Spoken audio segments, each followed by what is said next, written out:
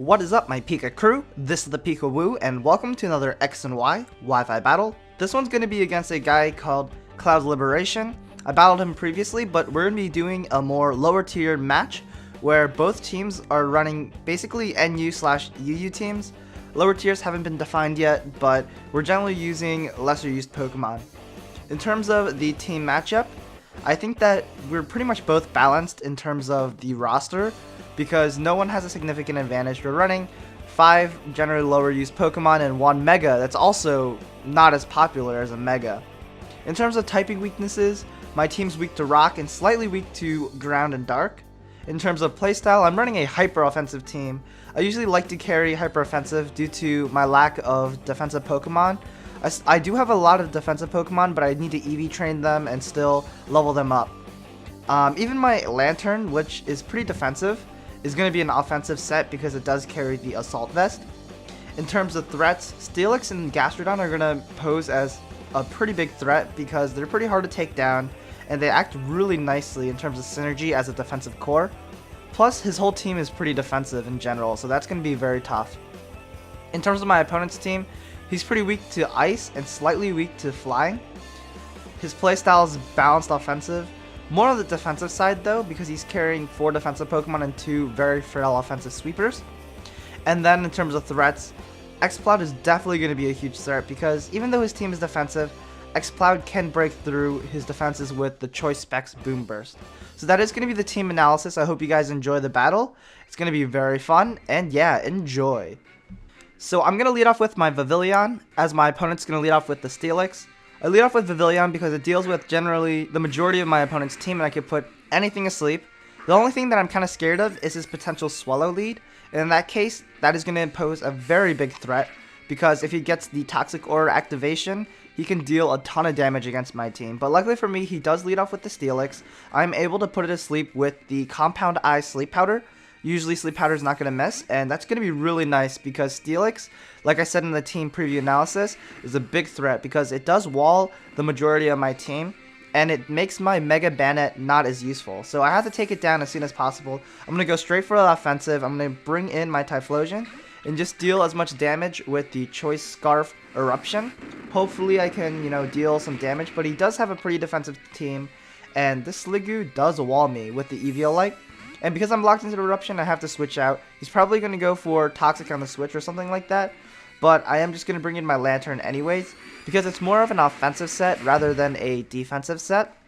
And I'm just going to go straight for the Ice Beam. I was hoping he would actually bring in the Roserade to take the potential Toxic, but he actually brings in Gastrodon. And I'm going to scout what kind of set he is by going for the Ice Beam, whether he is an offensive set or a defensive set. Seeing that it didn't really do any damage at all, this Gastrodon is definitely defensive. Possibly physically defensive more than specially defensive. So I'm going to go ahead and actually bring in my Bayonet here because it's the only Pokemon that can take an Earthquake as my team is pretty weak to ground. And he does go for the Scald, trying to fish for the burn, but luckily it doesn't burn me. Even if it does, Bayonet isn't going to be serving too useful of a role in this match because he does carry that Steelix, and Steelix is just so bulky.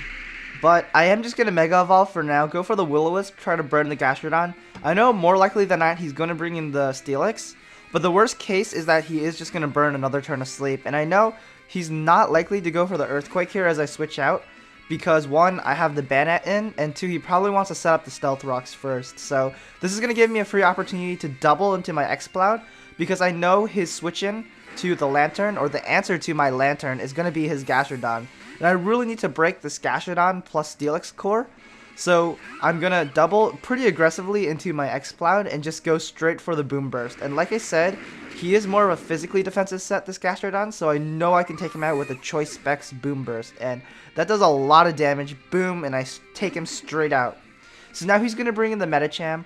I'm thinking he's going to go for a more aggressive play, trying to catch my Mega Bayonet on the switch. So I'm actually going to go ahead and stay in on the Mega Medicham, knowing that he's probably not going to go for the high jump kick because he's fearing the miss.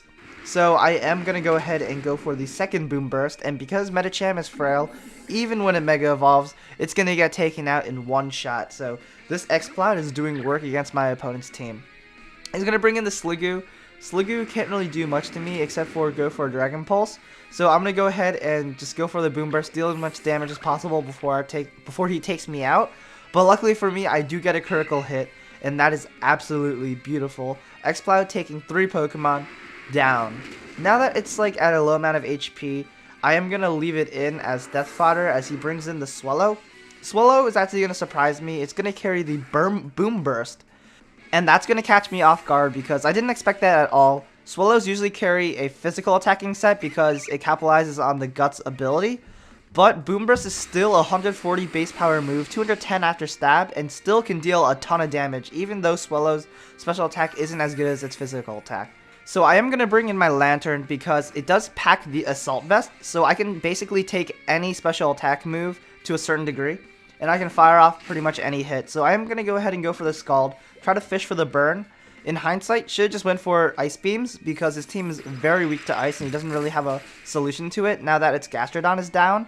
So I am just going to go for the Ice Beam to follow up.